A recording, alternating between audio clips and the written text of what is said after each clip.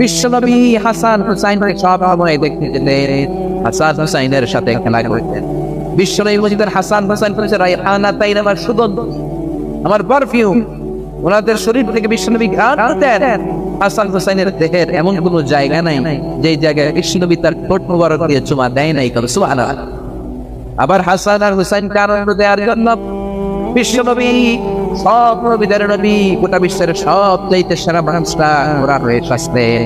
হাসান হুসাইন বিশ্বনবীর কাঁধের উপরে বসে বিশ্বনবীর চুল ধরে ঘোরা করে খেললেন। সুবহানাল্লাহ। এই নবী ছিল। বিশ্বনবী দুর্ভিক্ষের বছর হাসান হুসাইনকে দেখতে গেল। মদিনায় খাবার নাই, পানি নাই, ছাগল আর ওটের ওড়ানের দুধ নাই, সবাই ক্ষুধার্ত, ক্লান্ত, পিপাসার্ত। বিশ্বনবী যখন গেলে মসজিদে নববীতে জোহরের নামাজে জামাত ইমামতি করে বিশ্বনবীর কন্যা ফাতেমার ঘরে গেলেন। হাসান হোসেন শুয়েছিল, ছোট্ট মানুষ। নানাজির পায়ের আওয়াজ শুনে দৌড়ে এসে বিশ্বনবীকে সাক্ষাৎ করলেন, ও নানাজি, কত ভালোবাসি আপনাকে, আপনি আমাদেরকে কত ভালোবাসেন, গতকাল দেখতে আসেন নাই কেন? আজকে সারাদিন শেষে জোহরের পরে আমাদেরকে বুঝি দেখতে আসার সময় হলো।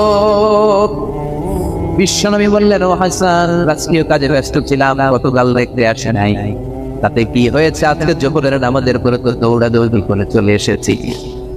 হাসান এবার বিশ্বনবীর হাত ধরে বললেন, নানাজি, আপনার কাছে একটা বিচার দেব, বিচারটা ঠিক মতো করবেন বিনা আগে কমিটমেন্ট দেন। বিশ্বনবী বললেন, অবশ্যই বিচার করে দেব। ইনসাফ করলো বিচার করার জন্য রব্বুল আলামিন আমার দুনিয়াতে পাঠিয়েছেন, আমি বিচার না করলে কে করবে? হাসান বলল, নানাজি, বিচারটার কারণ আমি বিচার নয়, আপনার মেয়ের নামে বিচার, আপনার মেয়ে ফাতেমার নামের বিচার। বিচারটা হলো আপনার মেয়ে আমাদেরকে খাবার দেয় না কেন, আপনার মেয়ে আমাদেরকে কিছু খেতে দেয় না কেন? গতকাল বলেছিল খাবার দিবে, বলে কি যেন রান্না করে, আসলে খাবার কিছু নাই। চুলার মধ্যে পাতিল দিয়ে পাতিলের মধ্যে পানি ঢেলে পানি উড়ায়, ছোট্ট দুইটা বাচ্চাকে ঘুষ দিয়ে ঘুম পাড়ায়। হাসান আর হোসেন বলল, নানাজি, গতকাল আমাদেরকে বললো খাবার দেবে, ঘুমিয়ে যা, ঘুম থেকে উঠলে খাবার দেবো, ঘুমালাম, রাত্রেবেলায় খেতে খেতে খাবার চাই না, আর মেয়ে খাবার দেয়। আবার বললো ঘুমিয়ে যাও, সকালে দেবো, আমরা দুই ভাই ঘুমিয়ে গেলাম। সকালবেলা খাবার চাইলাম, খাবার দেয় নাই, আবার পড়ালো, আবার খাবার চাইলাম, খাবার দেয় না। আমরা তো সহ্য করতে পারি না, আমরা ছোট্ট দুইটা মাসুম বাচ্চা, আর সহ্য হয় না খোদার জ্বালা। আপনি বিচার করেন, আপনি একটা সুরাহা করেন, আপনি আপনার নিজের মেয়ের বিচার করেন। কেন আপনার মেয়ে ফাতেমা আমাদের সাথে এমন করে? কেন ফাতেমা আমাদেরকে খাবার দেয় না? বিশ্বনবীর মুখ দিয়ে কোনো কথা বেরোয় না, আদা করে শুধু বিশ্বনবীর চোখের পানি ছাড়েন। বিশ্বনবী হুসাইনকে ডেকে বললেন, ও হুসাইন, কাছে আয়। কাছে আসার পরে বিশ্বনবী তার সামনে বাটাবাটরে করে গেলেন। বিশ্বনবী হুসাইনকে ডেকে বললেন, হুসাইন রে, নজর করে দেখ, আমার পেটের মধ্যে 3টা পাথর বাঁধা, একদিন খাবার না পেয়ে তোদের দুই ভাইয়ের সহ্য হয় না। আর বিশ্বনবী, গত 3 দিন আমার পেটে কোনো দানা পানি পড়ে নাই, গত 3 দিন যাবত আমি কিছু খেতে পারি নাই রে হুসাইন। একদিনের ক্ষুধার কষ্টে নিজের দিলে এত জ্বালা হয়, আমার 3 দিনের ক্ষুধার কষ্ট বেশি। আজীবন বিশ্বনবীর দিন কষ্ট করেছেন, তাইফের ময়দানে পাথরের আঘাত খেয়েছেন, উহুদের ময়দানে দাঁত ভেঙে ছটফট করে রক্ত পড়েছে, শিয়াবে আবি তালেবে 3 বছর জেল কেটেছে, গত বছর খেয়েছেন খাসির গোশত। গত বছর শেষে আর কোনো খাসি নাই, সব খাসি শেষ। এবার খাসির চামড়াগুলো পানিতে ভিজিয়ে খেতেন। 3য় বছরেও চামড়া নাই, 3য় বছরে গাছের বাকল সালাদ বিশ্বনবী সহ সব লোক জীবন ধারণা করেছেন। তাইফের ময়দানে পাথরের আঘাত দেওয়ার পরেও বদলা করেন নাই, ঠিক কিনা? হাজার ব্যথা বেদনার পরে ফিরে আসনি তুমি আমার পারেনি, দিনের আলো তুমি ছড়িয়ে দিতে, চলে গেলে মদিনায় মক্কা ছেড়ে হে রাসূল, তোমাকে ভুলিয়া কেমন করে? খেয়ে না খেয়ে দিন প্রচারের কাজে জেগে দিয়েছ মিলিয়ে, তাইফের কাফিরেরা চিনল না সে আলো, ছেলেদের পিছু নিয়ে পাথরের আঘাতে কত বিক্ষত হই, সারা শরীর একে রক্ত ঝরে হে রাসূল তোমাকে ভুলিয়া কেমন আল্লাহ আকবার কেমন নবী ছিলেন তিনি কেমন নবী যেদিকেই তাকান আমাদের জীবনে তার জীবনী থেকে শিক্ষা আছে না নাই কোন ছুটি করবেন নাতিদের সাথে হুসাইন একবারে বিষ্ণুকে প্রশ্ন করলো নানাজি মানিল আমজাদে ইলাল্লাহ আনতা আমানা ও নানা বলেন কে আল্লাহর কাছে বেশি দামি আপনি নাকি আমি বিষ্ণুই বললেন না না আনা আমজাদ আমি বেশি দামি কারণ আমি সব নবীদের সরদার নবী হুসাইন আর হাসান হলো আমার দাম বেশি হুসাইন বলল নানাজি আনা লা আমি মানি না আমার চাইতে আপনার দাম বেশি নয় বরং আমি আপনার নাতি হয়েও আপনার চাইতে আমার দাম বেশি সোয়াল বিষ্ণুই বললেন কেমন করে তোমার দাম বেশি বলো হুসাইন বলল নানাজি আপনার বাবার নাম কি বিষ্ণুই বললেন আমার বাবার নাম আব্দুল্লাহ হুসাইন বললেন খালি আব্দুল্লাহ লাইসা ক্বাবলাহু ওয়ালা বা'দাহু শাই খালি আব্দুল্লাহ আপনার বাবার নামের আগে কোনো টাইটেল নাই পরেও কোনো টাইটেল নাই আমার বাবার নাম আপনি জানেন নাকি আমার বাবার নাম হলো আলী কাররামাল্লাহু ওয়াজহা সুবহানাল্লাহ আপনার আব্বা আমার বাবা হলো শেরে খোদা দুনিয়ার সব কাফেরদের জন্য আমার বাবারে বাগ বানিয়ে পাঠিয়েছে কে আমার বাবা বিশ্ব নবীর মেয়ের জামাই আপনার আব্বা আব্দুল্লাহ কি কোন নবীর মেয়ের জামাই নাকি বিশ্ব নবীর মধ্যে কথা বের হয় না হুসাইন আবার প্রশ্ন করলেন নানা বলেন তোমার সব উম্মি হোয়াটস ইউর মাদারস নেম আপনার মায়ের নাম কি নাম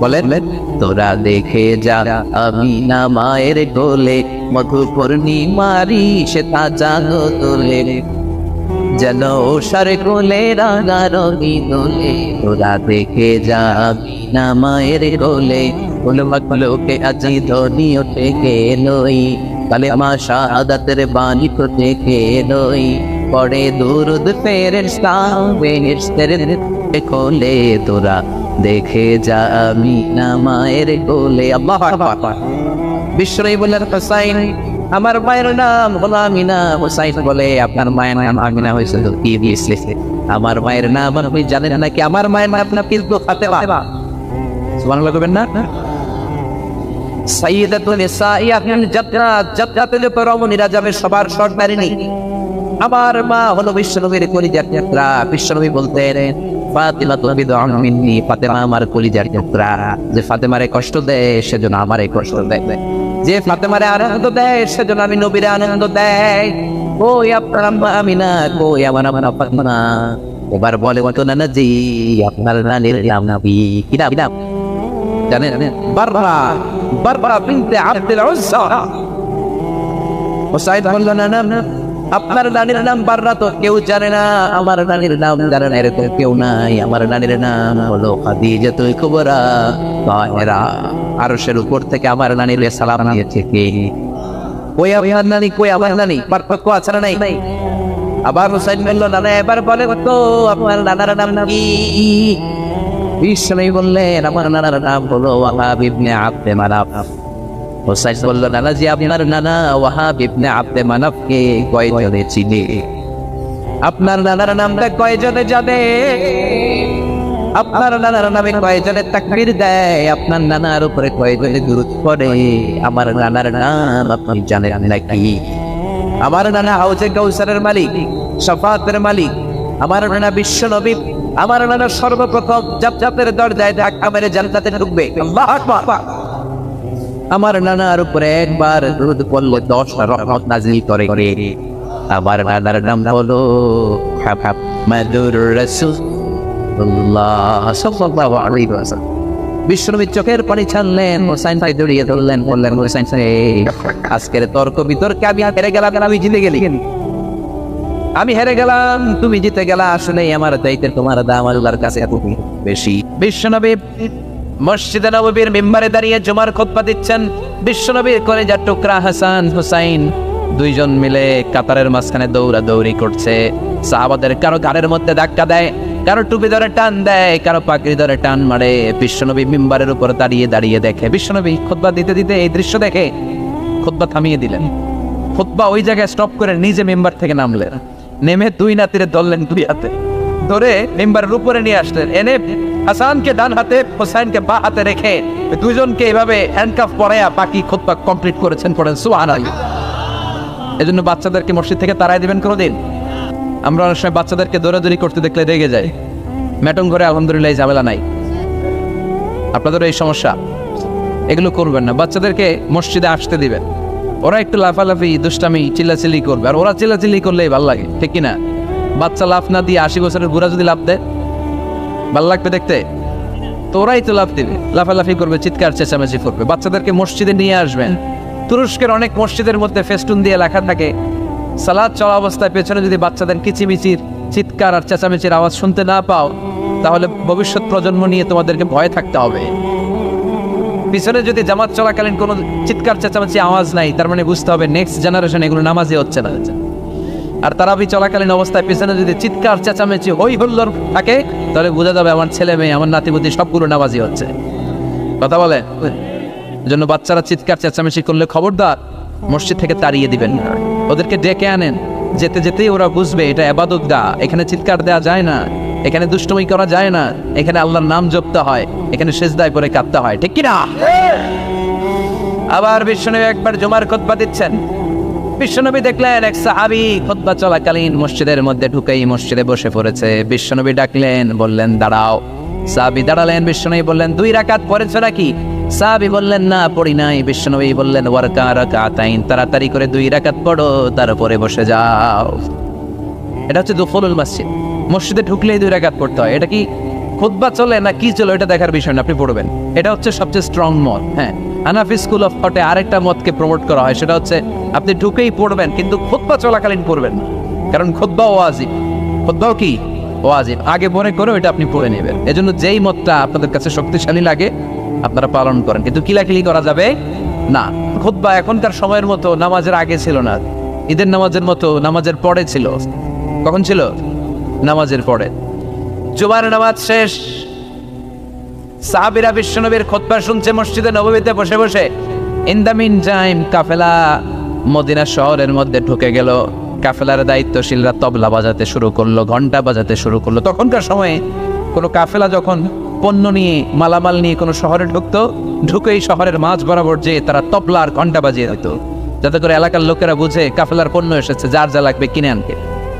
বিশ্বনবী মসজিদে নববীর মিম্বারে দাঁড়িয়ে জুমার খুতবা দিচ্ছেন। সাহাবারা ওই কাফেলার ঘন্টা বাজানোর ধ্বনি শুনতে পেল, তবলা বাজানোর ধামধাম শব্দ শুনতে পেল, আর মনে মনে ভাবলো হায় হায়, বিশ্বনবীর জুমার খুতবা পুরোটাই শোনার জন্য যদি বসে থাকি, কাফেলার সব মালামাল বিক্রি হয়ে যাবে, সব বিক্রি হয়ে যাবে। আমরা কি কিনবো? এক কাজ করি, নামাজ তো শেষ। কি শেষ? কারণ তখন পর্যন্ত আগে হয়তো জুমার নামাজ, পরে হয়তো খুতবা, ঈদের স্টাইলে। বুঝতে পেরেছেন? তাদের ইস্তেহাদ হলো নামাজ তো শেষ, খুতবাই না বাকি, চল এক কাম করে সবাই মিলে দেই দৌড়, কাফেলার ওইখানে যাই, যার যা পণ্য কেনার পণ্য কিনি, সবাই যদি কিনে ফেলে আমরা কিনবো কি? এই চিন্তা করতে করতে মসজিদের মধ্যে গুনগুনানি শুরু হলো। 1 জন 2 জন 3 জন 4 জন করতে করতে মসজিদে নববী থেকে সব সাহাবারা আসলেই দিল দৌড়। দৌড়াতে দৌড়াতে সব কাফেলার দিকে যেতে যেতে পুরো মসজিদ খালি। বিশ্বনবী কি করতেছেন? জুমার খুতবা দিচ্ছেন মিম্বারে দাঁড়িয়ে। যেতে যেতে তাফসিরে এসেছে 12 জন সাহাবা ছাড়া বাকি সব দৌড়।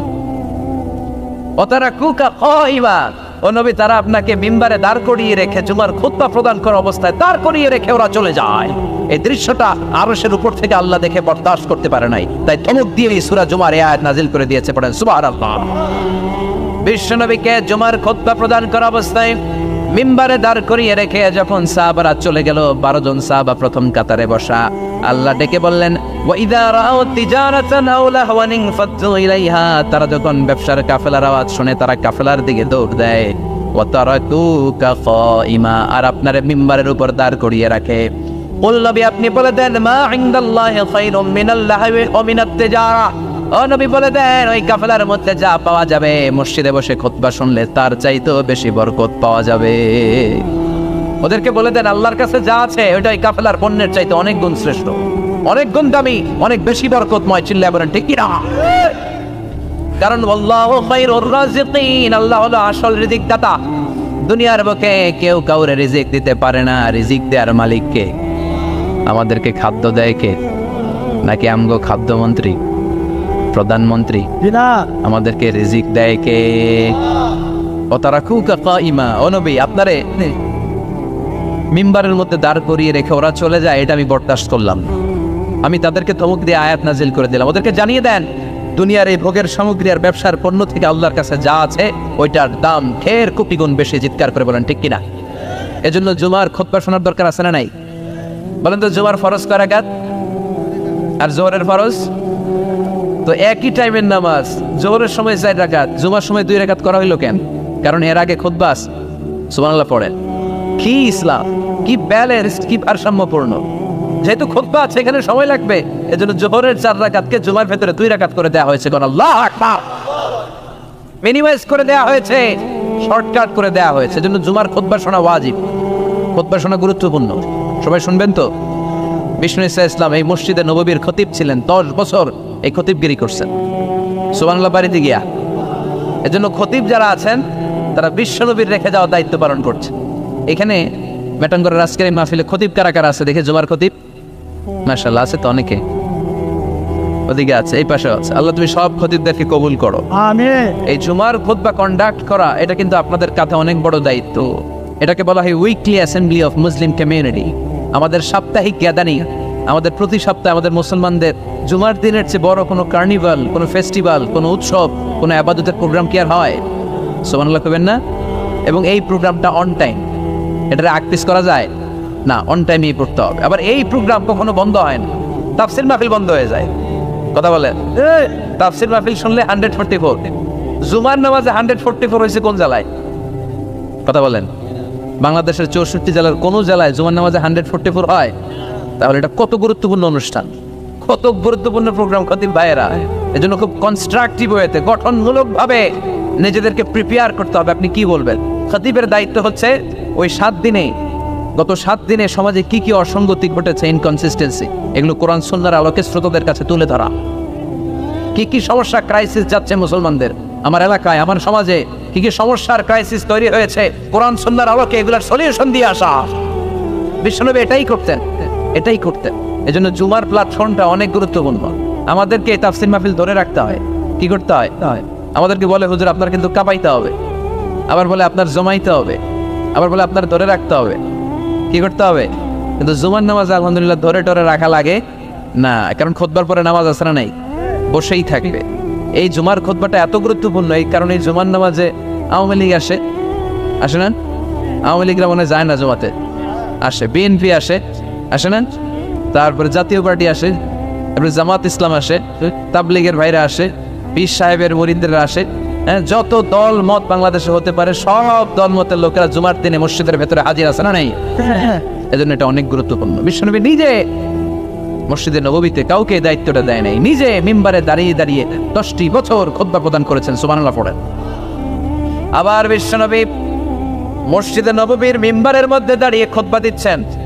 এক সাহাবী এসে বলে, নবী মদিনার মধ্যে খরা দুর্ভিক্ষ, মদিনাতে কোনো বৃষ্টি নাই, আপনি বৃষ্টির দোয়া করেন। বিশ্বনবী খুতবার নিরবিচ্ছিন্নতাকে ভঙ্গ করে সাথে সাথে বৃষ্টির দোয়া শুরু করে দিলেন, হাত তুললেন।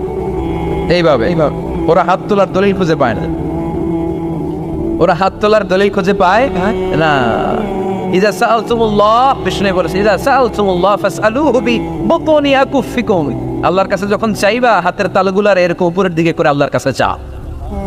বিশ্বনবী আরাফাতের ময়দানে এরকম দোয়া করতে করতে করতে করতে হাত এত উপরে তুলেছেন, সাহাবারা বর্ণনা করছেন হাত্তা ইউরা বায়াদু ইবতাইহি, বিশ্বনবী ইজারা রেদার মাঝখান দিয়ে এখানে বগলের শুভ্রতা আমরা দেখতে পেয়েছি। চাদরের মাঝখান দিয়ে বিশ্বনবীর হাত এত উপরে উঠে গিয়েছে, বগলের মাঝখানে সাদা সাদা শুভ্রতা আমরা দেখতে পেয়েছি। সাহাবী বলেন, ইয়া রাসূলুল্লাহ বৃষ্টি হয় না, একটু দোয়া করেন না। বৃষ্টি নাই, খরা দুর্ভিক্ষ। বিশ্বনবী খুতবা থামিয়ে দিয়ে হাত তুললেন, তুলতে তুলতে এইরকম তুললেন আর বললেন, আল্লাহুম্মা আসকিনা, আল্লাহুম্মা আসকিনা, আল্লাহুম্মা আসকিনা। এটা হচ্ছে বৃষ্টির দোয়া। বিশ্বনবী মেঘ দেখলেই পড়তেন, আল্লাহুম্মা সাইকিবান নাফিআ, ও আল্লাহ তুমি কল্যাণকর বৃষ্টি দাও, কল্যাণকর মেঘ বর্ষণ করো। বিশ্বনবী পড়তেন, আল্লাহুম্মা আসকিনা গাইসান মুগীসান মাগীসান মারিআন মুরিআন নাফিআন গায়রা দাররিন আজিলান গায়রা আজিল। বৃষ্টি দেখলে আল্লাহর নবী বলতেন, ও আল্লাহ আপনি আমাদের মেঘ দিয়ে সাহায্য করেন, বৃষ্টি দিয়ে সাহায্য করেন, যেই বৃষ্টি দিয়ে আমাদের এলাকায় ঘাস আর লতা পাতা জন্মাবে, যেই বৃষ্টির মাধ্যমে আমাদের গবাদি পশুগুলোর রিজিক বেড়ে যাবে। এমন বৃষ্টি দেন যে বৃষ্টির মধ্যে কল্যাণ আছে, ভীতিকর কিছু নাই। এরকম কল্যাণকর বৃষ্টি তাড়াতাড়ি দেন, দেরি কইরেন না। আজলান গায়রা আজল্লাহ, তাড়াতাড়ি দেন, দেরি করবেন না। এটা হচ্ছে বৃষ্টি আসার দোয়া। বিষ্ণুনবী দোয়া করতে লাগলেন। বিষ্ণুনবী দোয়ার সাথে সাথে সাহাবারা বললেন, মদিনার জমিনের ভেতরে ঝমঝম ঝমঝম করে বৃষ্টি নাজিল হওয়া শুরু করে দিল। সাহাবারা সবাই ভিজে ভিজে বাড়িতে গেলেন, এত বৃষ্টি। ওই পুরা জুমাবার বৃষ্টি, এরপর শনিবার বৃষ্টি, এরপর রবিবার, এরপর সোম, এরপর মঙ্গল, বুধ, বৃহস্পতি, এরপরে আবার জুমাবার পর্যন্ত 7 দিন টানা বৃষ্টি। কি বরকত! বিষ্ণুনবীর কি বরকত! এই মোবারক হাত দিয়ে কোনো গাছের মধ্যে টাচ করলে ওই গাছের ফলন বেড়ে যেত। নিউবর্ন বেবি, নবজাতক শিশুর মাথায় হাত বাড়িয়ে দিলে মাথার চুল তাড়াতাড়ি গজিয়ে উঠত।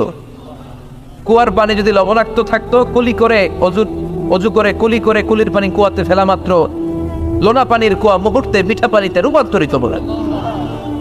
এক দোয়ার বরকতে টানা 7 দিন বৃষ্টি। এরপরের দিন আবার মিম্বারে উঠে তিনি খুতবা দিচ্ছেন। ওই সাহাবী এসে আবার হাজির, যে সাহাবী গত সপ্তাহে বৃষ্টির জন্য দোয়া করতে বলেছিল। আজকে এসে বলে, ইয়া রাসূলুল্লাহ, আর বৃষ্টির দরকার নাই, কারণ মদিনাতে এখন বন্যা। মদিনাতে কি, যারা মদিনায় গিয়েছেন তারা দেখবেন যে মরুভূমির দেশ, ওখানে পানি ফেললে কিছুক্ষণ পরেই নাই, 1-2 সেকেন্ডের মধ্যে নাই। সূর্যের প্রখর তাপ আর কিরণ এটাকে জলীয় বাষ্প করে বাতাসে মিশিয়ে দিয়েছে। এত বড় তো এই গরমের দেশে, মরুভূমির দেশে কি পরিমাণে রেইনফল হলে, বৃষ্টিপাত হলে বন্যা হতে পারে। ওই সাহাবী এসে বলে, নবী, গত সপ্তাহের দোয়ার বরকতে সপ্তাহ জুড়ে বৃষ্টি, মদিনার ভেতরে এখন বন্যা। এই বন্যা ঠেকাবো কি করে? তাড়াতাড়ি বৃষ্টি বন্ধের দোয়া করে। এবার বিশ্বনবী আবার খুতবা থামিয়ে দিয়ে হাত উঁচু করে বৃষ্টি বন্ধের দোয়া শুরু করলেন। বৃষ্টি বন্ধের দোয়া হচ্ছে আল্লাহুম্মা হাওয়ালাইনা ওয়ালা আলাইনা। এর মানে হচ্ছে, আল্লাহ বৃষ্টি দিতেছেন ভালো দেন, তবে আমগো আর লাগবে না। আশেপাশে যেখানে দরকার একটু ওইখানে দেন, আমাদের এই এলাকায় আর দিয়েন না। সুবহানাল্লাহ পড়েন।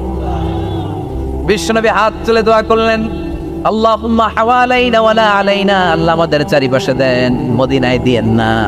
সাহাবারা বলেন, বিশ্বনবীর দোয়া শেষ, নামাজ শেষে মসজিদ থেকে বের হয়ে দেখলাম ওই যে বাহরাইনের দিকে মেঘ আর বৃষ্টি দেখা যায়, ওই যে ইয়ামানের দিকে বৃষ্টি দেখা যায়, দূরে দূরে মেঘ আর বৃষ্টি দেখা যায়। মদিনার চারদিকে এরকম গোল একটা চাকতির মতো হয়েছে, চাকতির চারপাশে মেঘ, আর মদিনার মাঝখান দিয়ে আমরা জলজলে সূর্যটারে দেখতে পেলাম।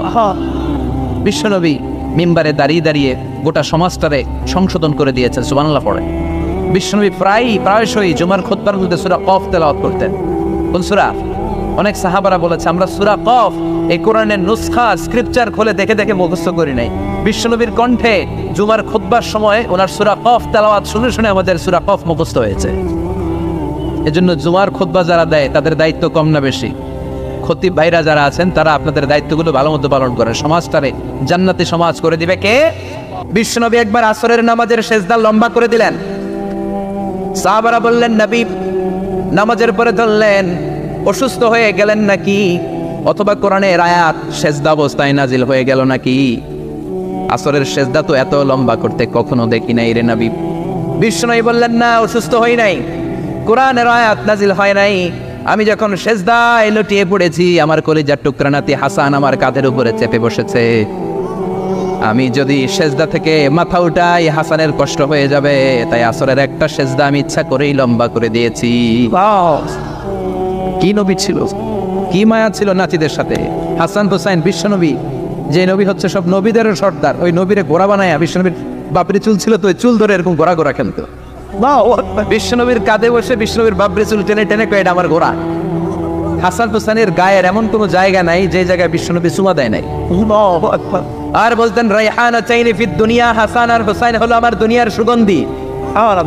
সাইয়্যিদা শাবাবি আহলিল জান্নাহ, জান্নাতীরা আপনারা যারা জান্নাতে যাবেন, আপনাদের সামনে দুইটা পতাকা থাকবে, একটা থাকবে হাসানের হাতে আর একটা হুসাইনের হাতে। বিশ্বনবী মসজিদে নববীতে জুমার খুতবা দিচ্ছেন, হঠাৎ হাসান আর হুসাইন লাল দুইটা জামা পরে কাতারের মধ্যে দৌড়াদৌড়ি শুরু করলেন। বিশ্বনবী খুতবা থামিয়ে দিলেন। মিম্বার থেকে নেমে হাসান হুসাইনকে দুই হাতে টানতে টানতে মিম্বারের উপরে নিয়ে আসলেন, যাতে মুসল্লিদের ডিস্টার্ব না হয়ে যায়। হাসানকে ডান হাতে ধরে, হুসাইনকে বা হাতে ধরে বাকি খুতবাটা বিশ্বনবী তখন শেষ করলে। 500টা খুতবা দিয়েছেন। কয়টা? চিল্লায় বলেন কয়টা? আবার বিশ্বনবী জুমার খুতবা দিতে দাঁড়ালেন।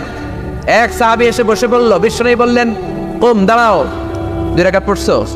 সাহাবী কেনা পড়ি নাই। বিষ্ণু নবী বললেন এর রাকাতাইন, 2 রাকাত পড়ো।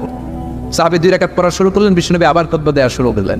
খুতবার নিরবিচ্ছিন্নতাকে ভঙ্গ করে বিষ্ণু নবী তাকে দাঁড়াতে বললেন, 2 রাকাত নামাজ পড়তে বললেন। তার মানে খতিব সাহেব মন গড়া শুধু খুতবা দিয়ে যায় না, ডানে বায়ে কোথায় কি হচ্ছে সবকিছু নজরে রেখে, কন্ট্রোলে রেখে, সামাজিক সব সমস্যার কথাগুলো তুলে ধরে অসামাজিক কার্যকলাপের বিরুদ্ধে হুঙ্কার দিয়ে জুয়ার প্ল্যাটফর্মটাকে শক্তিশালী করাই হচ্ছে একজনের খতিবের দায়িত্ব। চিল্লা এখন ঠিক কিনা? এ কাজই করেছেন বিশ্বনবী 500টা খুতবায়। আবার বিশ্বনবী দাঁড়িয়ে খুতবা দিচ্ছেন, এক সাহাবী এসে বলেন, নবী মদিনার মধ্যে পানি নাই, অনাবৃষ্টি, দুর্ভিক্ষ, আপনি একটু দোয়া করেন যাতে বৃষ্টি হয়। কিসের দোয়া? বিশ্বনবী জুমার খুতবা থামিয়ে দিলেন, খুতবা দিচ্ছিলেন, খুতবা থামিয়ে দোয়া করলেন, আল্লাহুম্মা আসকিনা, আল্লাহুম্মা আসকিনা ইয়া গাউস আগিসনা, আল্লাহুম্মা আসকিনা গাইসান মুগীসান মারিআন মুরিআন নাফিআন গায়রা দা আজিলান গায়রা আজিল। আল্লাহ আপনি আমাদের সাহায্য করেন, আপনি রহমত করেন, বরকত দেন, আপনি মদিনার বুকে বৃষ্টি দেন, তাড়াতাড়ি দেন, দেরি করেন না। সুবহানাল্লাহ। বিশ্বনবী দোয়া করতে দেরি, মুহূর্তের মধ্যে ঝুমঝুম করে বৃষ্টি নাজিল হয়ে মদিনাটা প্লাবিত হয়ে গেল। আকাশে মেঘ দেয় কে? আল্লাহ। বৃষ্টি দেয় কে? আল্লাহ। আল্লাহ মেঘ দে, পানি দে, ছায়া দে রে তুই, আল্লাহ মেঘ দে। পড়েন পড়েন, আল্লাহ মেঘ দে, পানি দে, ছায়া দে রে তুই, আল্লাহ মেঘ দে। সবকিছু দেওয়ার মালিক কে? আল্লাহ। বৃষ্টি দেয় কে? মেঘ দেয় কে? বিশ্বনবীর দোয়ার বরকতে বৃষ্টি নামলো। শুক্রবার বৃষ্টি, শনিবার বৃষ্টি, রবি সোম মঙ্গল বুধ বৃহস্পতি শুক্র, এর পরের শুক্রবার পর্যন্ত টানা বৃষ্টি হলো। কারণ বৃষ্টির দোয়া করছে, বৃষ্টি বন্ধ তো করে নাই, চলতেছে। আল্লাহ কাছে নবী চাইছেন, দিতেছি, না করলে থামাবো। সুবহানাল্লাহ কইবেন না? বৃষ্টি হইতে হইতে মদিনায় বন্যা, মরুভূমির দেশ, কি পরিমাণে হেভি রেইনফল হলে মরুতে বন্যা হয়। সুবহানাল্লাহ পড়বেন না? আবার বিশ্বনবী পরের জুমাবারে খুতবা দিচ্ছেন, ওই সাহাবী এসে হাজির, এসে বলে, ও নবী আর বৃষ্টির দরকার নাই। যে বৃষ্টির দোয়া করতে বলেছিল সে এসে বলে, আর কিসের দরকার নাই? বৃষ্টির দরকার। চিল্লায় বলেন, কিসের দরকার নাই? ও নবী আর বৃষ্টির দরকার নেই, এবার বৃষ্টি বন্ধের দোয়া করেন। বিশ্বনবী আবার হাত তুলে বললেন, আল্লাহুম্মা হাওয়ালাইনা ওয়ালা আলাইনা, মানে আল্লাহ আপনি বৃষ্টি দেন, তবে এই এলাকায় না, ডানে বায়ে সামনে পেছনে চারদিকে দেন। সাহাবীরা মসজিদ থেকে বের হয়ে দেখে মদিনার চারদিকে এরকম গোল একটা চাকতি, এই চাকতি দিয়ে নীল আকাশ দেখা যায়, আর ডানে বায়ে সামনে পেছনে প্রচন্ড ঝড় ঝন্ডার বৃষ্টি। মদিনার আকাশে এক ফোঁটাও বৃষ্টি নেই। চিল্লা এখন সুবহানাল্লাহ। এগুলো হচ্ছে বিশ্বনবীর খুতবার বরকত। 500টা খুতবা দিয়েছেন, এজন্য খতিব সাহেবরা ভালো করে খুতবা দেওয়ার দরকার আছে না নাই? আল্লাহ বললেন, ইযা নুদিয়া লিস-সালাতি মিয়াউমিল জুমআতি ফাসআউ ইলা যিকরিল্লাহি ওয়া যারুল বাই। জুমার আযান যখন হয়ে যায়, জুমার নামাজ পড়তে যাও, বেচা কেনা বন্ধ করে দাও। কার কথা? আল্লাহর। Close the shop, shut down the shop, close the market. Market বন্ধ, দোকানের শাটার নামাও, ক্যাশ বক্সের তালা ঝুলাও, ব্যবসা প্রতিষ্ঠান, মার্কেট সবগুলো বন্ধ করে একজনের জিকিরের দিকে ছুটবা। তিনি কে? অল্প 1-1.5 ঘন্টার জন্য যদি ব্যবসা বন্ধ রাখেন, পরে যখন আবার দোকান খুলবেন জুমার বরকতে ব্যবসা বাড়িয়ে দিতে পারে কে? এরপর আল্লাহ বললেন, ফাইযা কুদিয়াতিস সালাতু ফান্তাশিরু ফিল আরদি ওয়াবতাগু মিন ফাদলিল্লাহ ওয়াযকুরুল্লাহা কাসীরান লাআল্লাকুম তুফলিহুন। যখন নামাজ শেষ হয়ে যায়, ফাইযা কুদিয়াতিস সালাতু ফান্তাশিরু ফিল আরদ, জুমার নামাজ যখন শেষ হয়ে যায়, জামাতের নামাজগুলো যখন শেষ হয়ে যায়, ফান্তাশিরু ফিল আরদ, জমিনে ছড়িয়ে যাও, ওয়াবতাগু মিন ফাদলিল্লাহ, আল্লাহর কাছ থেকে ফদল তালাশ করো, মানে রিজিক তালাশ করো। কার কথা? নামাজ শেষ মসজিদে থাকবেন, কই যাবেন? কথা কর, জোরে কর। নামাজের সময় ঢুকবেন কই? নামাজ শেষে যাইবেন কই? আবার বলেন, আজান হলে ঢুকবেন কই? মসজিদ। আজান শেষ, নামাজ শেষ, যাবেন কই? কুদিয়াতিস সালাহ ফান্তাশিরু ফিল আরদ, এটা হচ্ছে ইসলামের বিধান। মসজিদে গোল হয়ে বসে থাকার কোনো বিধান নেই। শুধু মুরব্বী যারা, কাজ নাই, ফ্যামিলিরে দেওয়ার কিছু নাই, অবসর সময়, অঢেল সময় মসজিদে বসে তেলাওয়াত করেন, জিকির করেন, সমস্যা নাই। কিন্তু যুবক যারা, নামাজের পরে সমাজকে উপহার দিবা, রাষ্ট্রকে অনেক কিছু উপহার দেওয়ার আছে, তোমার ফ্যামিলির প্রতি অনেক দায়িত্ব আছে, কর্মক্ষম কেউ নামাজের পরে মসজিদে অলস সময় কাটানো যাবে না। বিধানটা কার? ওমর ফারুক মসজিদে নববীর ইমাম, জোহরের নামাজের ইমামতি করলেন, বের হয়ে আসলেন, দেখেন মসজিদের বারান্দায় ইয়ামান থেকে আসা কিছু লোক গোল হয়ে বসে বসে জিকির করে। কি করে? মনোযোগ নাই। কি করে? জিকির করে। উনি চলে গেলেন, আসরের সময় আবার ইমামতিতে আসলেন, আসরের সালাত পড়িয়ে চলে যাচ্ছেন, আবার দেখে গোল হয়ে জিকির করে ওই দল। মাগরিবের নামাজে ইমামতি করলেন, চলে যাওয়ার সময় দেখে সবাই যায়, এরা যায় না, গোল হয়ে বসে বসে জিকির করে আর তাসবিহ পড়ে। এবার ওমরে ফারুক বললেন, আসসালামু আলাইকুম। সবাই বলে ওয়ালাইকুম আসসালাম। মান আনতুম, তোমরা কারা? কয় নাহনু আল মুতাওয়াক্কিলুনা আলাল্লাহ, আমরা আল্লাহর উপর তাওয়াক্কুল করছি। তো তাওয়াক্কুল করে যে বসে আছে, তোমাদের ফ্যামিলি নাই, ছেলে মেয়ে নাই, দায় দায়িত্ব নাই, সমাজকে উপহার দেওয়ার মতো কিছু নাই, আর তোমরা যে বসে আছো 3টা বেলা খাইলা থেকে না রোজাদার? ইয়ামানি লোকগুলো বলে না রোজা রাখি নাই, খাইছি। ওমর বলল বড় আল্লাহর ওলি খানা করতে আইছে। আমাদের জিকির আর বুজুর্গি দেখে আশেপাশের লোকজন খানা দিয়া গেছে। ওমরে ফারুক বলে তাহলে তো তোমরা মিথ্যাবাদী, তোমরা মুতাওয়াক্কিলুনা আলাল্লাহ নও, তোমরা আল্লাহর উপর তাওয়াক্কুল করনি, তোমরা হচ্ছে আল মুতাওয়াক্কিলুনা বা'দুকুম বা'দা, একে অপরের উপর নির্ভরশীল।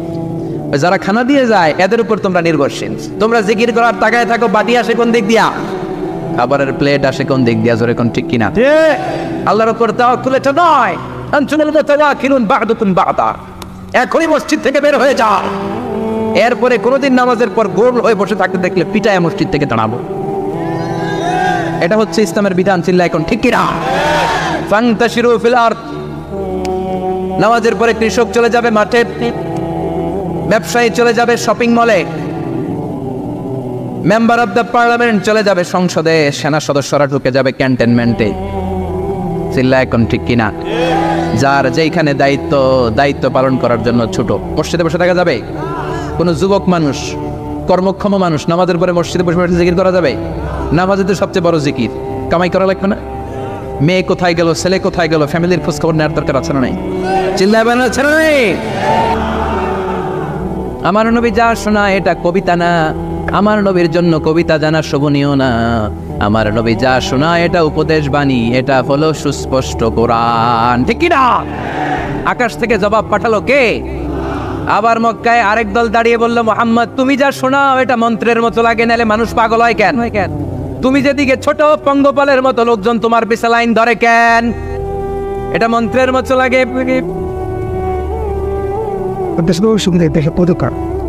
তুমি যা বলো মন্ত্রের মতো লাগে, তোমার পিছনে মানুষ কেন দৌড়ায়? তুমি মনে হয় গণক, তুমি মনে হয় কি, তুমি মনে হয় মন্ত্র বড়। আকাশ থেকে আয়াত নাজিল করলেন কে? ওয়ালা বিকাউলি কাহিনিন কলিলাম মা তাযাক্কারুন, এটা কোনো মন্ত্র না, এটা কোনো গণকের বাণী না, বাণীটা কার? আবার একদল নবীর সাথে আবার বেয়াদবি করলো, বেয়াদবি করে বলতে আরম্ভ করলো, মুহাম্মদ তুমি পাগল। গোটা বিশ্বে ছড়িয়ে দিতে লাগলো। হজের মৌসুমে সবাই রে বলতে আরম্ভ করলো, এই লোকটার কাছে যেও না, লোকটার নাম মুহাম্মদ, লোকটা বড় পাগল। এই লোকটার কাছে যারা যায় তারাই তার সাথে পাগল হয়ে যায়। আকাশ থেকে এই বিরোধীদের জবাব নাজিল করলো কে? ওয়ামা সাহিবুকুম বিমাজনুন, তোমাদের সাথে আমার বন্ধু পাগল নয়। ঠিক কি না? যেখানেই নবীর বিরোধিতা সেখানেই নবীর পক্ষে আয়াত নাজিল করে কে? নবীর ছেলে ছিল কয়টা? আঙ্গুল তোলার পরে বোঝা যাচ্ছে না, না? আমার নবীর ছেলে সন্তান ছিল কয়জন? ছোটবেলাতেই এদেরকে উঠায় নিল কে? বেঁচে থাকে নাই, ছোট্টবেলাতে ইন্তেকাল। যখন ছেলে সন্তান 3জন মারা গেল, কাফেররা দোয়া তুললো, নবীর বংশ নির্বংশ হয়ে যাও। মুহাম্মদ তুমি লেস কাটা, তোমার নাম নেয়ার মতো কেউ থাকবে না, নাউযুবিল্লাহ পড়ে। মুহাম্মদ তুমি নির্বংশ, তোমার নামটা মুখে তোলার মতো কেউ নাই, 3 ছেলেই তো চলে গেল। মুহাম্মদ তুমি হলো আবতার, নাউযুবিল্লাহি মিন যালিক। আবতার মানে নির্বংশ, লেস কাটা। আবতার মানে নির্বংশ, লেস কাটা। আমার নবীকে নির্বংশ লেস কাটা বলে গালে দিতে দেরি, কিন্তু কোরআনের আয়াত নাজিল হতে দেরি নাই। আল্লাহ আয়াত নাজিল করে দারতুইন কণ্ঠে ঘোষণা করলেন, ইন্না শানিআকা হুয়াল আবতার। আমার নবী নির্বংশ নয়, লেস কাটা নয়। যারা আমার নবীকে গালি দিয়েছিস তোরাই লেস কাটা। আমার নবী নির্বংশ নয়, আমার নবী লেস কাটা নয়। আমার নবীর নাম নেয়ার মতো থাকবে না, তোরা বলছিস গোটা বিশ্ব আমার নবীর জন্য মাতোয়ারা হয়ে যাবে। চিল্লায় বলো ঠিক কি না? ইংল্যান্ডে বর্তমানে সবচাইতে জনপ্রিয় যে নামটা গোটা ইংল্যান্ড কাঁপিয়েছে, ওই নামটা হচ্ছে MUHAMMAD। চিল্লায় এখন সুবহানাল্লাহ। মুহাম্মদ সবচেয়ে চয়েসফুল নাম তাদের কাছে। তোরা বলিস আমার নবী নির্বংশ, লেজ কাটা, তোদের 14 গোষ্ঠীর আমি নির্বংশ বানায় দেব। তোদের নাম নেয়ার মতো কেউ থাকবে না। তোদের নাম নেবে আর মানুষ থুতু ফেলবে, চিল্লায় বলো ঠিক কিনা? আমার নবীর নাম নেয়ার সাথে সাথে সেখানে দুরূদ আছে না নাই? আমরা যখনই বলি মুহাম্মদ তখনই পড়ি সাল্লাল্লাহু। আল্লাহ আয়াত নাজিল করলেন, ইন্না শানিআকা ওয়াল আবতার। কি সুন্দর কথা। নবী হে, যারা আপনারা লেজ কাটা বলে, যারা আপনারা নির্বংশ বলে, আপনি নির্বংশ নন। যারা বলছে নির্বংশ, ওরাই নির্বংশ। কথাটা কার? ওয়া আনযির আশিরাতাকাল আকরাবিন।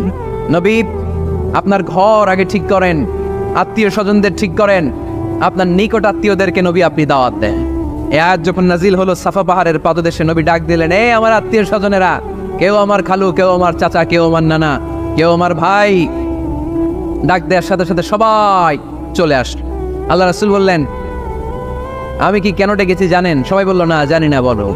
আল্লাহ রাসূল বললেন, আমি যদি বলি এই পাহাড়ের নিচে একদল সেনাবাহিনী তলোয়ার নিয়ে দাঁড়ানো, এখনই এসে কচুকাটা করবে, এই কথাটা বললে আপনারা কি বিশ্বাস করবেন? সবাই বলল, না অবশ্যই বিশ্বাস করবো। আনতা সাদুকুল আমিন, তুমি তো আলামিন। মা জাররাবনা আলাইকা ইল্লা সিদকান, we have never been experienced a single life from you in our life. আমরা আমাদের গোটা জীবনে একদিনও তোমার মিথ্যা বলতে শুনি নাই। তো তুমি বললে বিশ্বাস করবো না কেন? অবশ্যই বিশ্বাস করবো। বিশ্বনবী বললেন, যদি বিশ্বাস করে থাকেন তাহলে জেনে রাখেন, এই শত্রু যেমনি তলোয়ার নিয়ে বসে থাকে, আমার উপর বিশ্বাস না আনলে, আল্লাহর উপর বিশ্বাস না আনলে, কালিমা পড়ে মুসলমান না হলে, ফেরেশতারাও আপনাদেরকে আযাব দেওয়ার জন্য প্রস্তুত হয়ে বসে আছে। বিশ্বনবী একথা বলার সাথে সাথে বিশ্বনবীর চাচা আবু লাহাব একটা পাথর নিয়ে বিশ্বনবীর গায়ের মধ্যে ছুঁড়ে মারলো। আকাশ থেকে এই দৃশ্যটা দেখতে লাগলো কে? সাথে সাথে আল্লাহ আয়াত নাজিল করে দিয়ে ধমক দিলেন, তাব্বাত ইয়াদা আবি লাহাবিন ওয়া তাব্বা। পাথর মারার সাথে সাথে আল্লাহ আয়াত নাজিল করলেন, তাব্বাত ইয়াদা আবি লাহাবিন ওয়া তাব্বা, ধ্বংস হোক, নিপাত যাক আবু লাহাবের 2 হাত। আবু লাহাব নাই, আবু লাহাবের ভাতিজারা আছে না নাই? আমার নবীর বিরুদ্ধে কথা বললে ওইটা আমরা মেনে নিব না, চিল্লায় বলো ঠিক কিনা? আমার নবীর সম্মানে আঘাত হানলে ওই হাত কি করে ভেঙে দিতে হয় আমাদের জানা আছে না নাই? আমরা আমাদের হৃদয়ে নবীর ভালোবাসা রেখে দিয়েছি, গোটা বিশ্বকে ভালোবাসা দিয়ে আমরা উজাড় করে দিতে রাজি, চিল্লায় বলো ঠিক কিনা? যত জায়গায় কাফির মুশরিকরা নবীকে গালি দিয়েছে, নবীর বিরুদ্ধাচারণ করেছে, জবাব দিয়েছে কে? জোরে বলেন কে? 10 নাম্বার সর্বশেষ আমার নবীর পরিচয় কোরআন এভাবে দিয়েছে।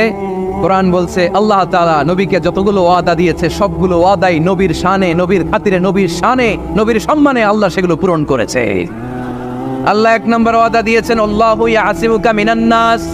নবী আপনি ভয় পাবেন না, ওরা যত হাক ডাক দেখ, ওরা যত কোরআনের মাহফিল আপনার বন্ধ করতে চাক, ওরা যত কোরআনের দাওয়াতি কাজ আপনারে থামিয়ে দিতে চাক, ওরা আপনার গায়ের একটা পশমও নাড়াতে পারবে না। আল্লাহু ইয়াসিমুকা মিনান নাস, আমি আপনারে রক্ষা করব। ওরা বলে আপনার নাম কেউ নিবে না, আমি ওয়াদা দিলাম, ওয়ারাফা'না লাকা যিকরাক, ওয়ারাফা'না লাকা যিকরাক, I have dignified your status, your name and fame up to my arsh. হাইসুমা যুকিরতু যুকিরতা মাই, যেখানে আমার নাম নেওয়া হবে নবী, ওইখানে আপনার নাম নেওয়া হবে। কালেমা যখন পড়ি আল্লাহর নামের পরে নবীর নাম আছে না নাই? আজানের মধ্যে আছে না নাই? দুরুদের মধ্যে আছে না নাই? যেখানে আমার আল্লাহর নাম, ওই জায়গায় নবীর নামটাও দিয়ে দিয়েছে কে? ওয়ারাফা'না লাকা যিকরাক। নবী হে, আপনার মর্যাদা, সম্মান আমি দুলুক বুলুক ছাপিয়ে, সাতাকাশ কাঁপিয়ে আমার আরশের উপরে উঠিয়ে দিয়েছি। এরপর আল্লাহ ওয়াদা দিলেন, ওয়ালা সাউফা ইউতিকা রাব্বুকা ফাতারদা। নবী হে, এমন এমন জিনিস আমি আপনারে দান করব, এগুলো পেয়ে আপনি খুশি হয়ে যাবেন। এমন জিনিস দেব নবী আপনি খুশি। নবী বলে কি দিবেন?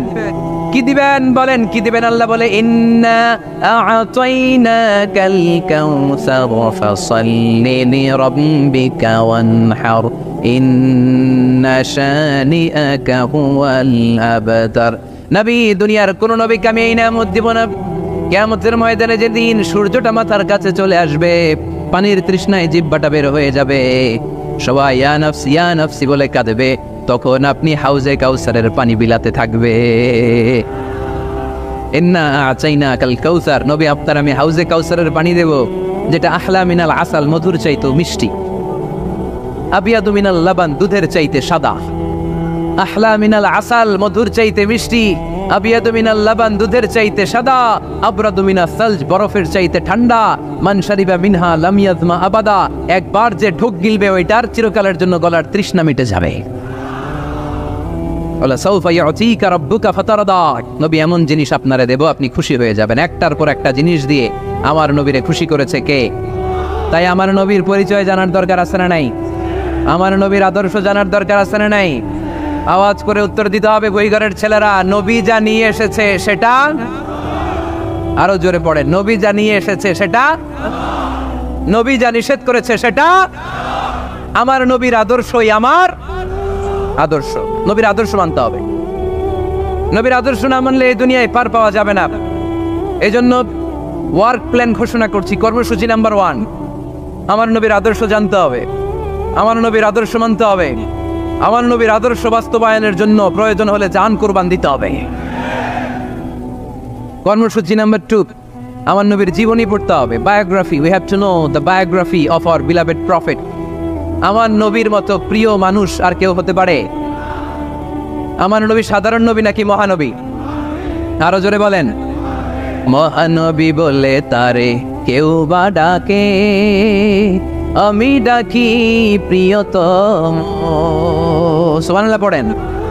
যে জন কখনো ব্যথা দিতে জানে না, যে জনকে বলি মুছে দেহে যাত না, যে জনকে বলি, যে জন কখনো ব্যথা দিতে জানে না, যে জনকে বলি মুছে দেহে যাত না, হৃদয়ের হাহাকার আপন করে নিতে আর করব এত প্রশস্ত, তার নাম আহমদ বড় বিশ্বস্ত। সুবহানাল্লাহ পড়েন।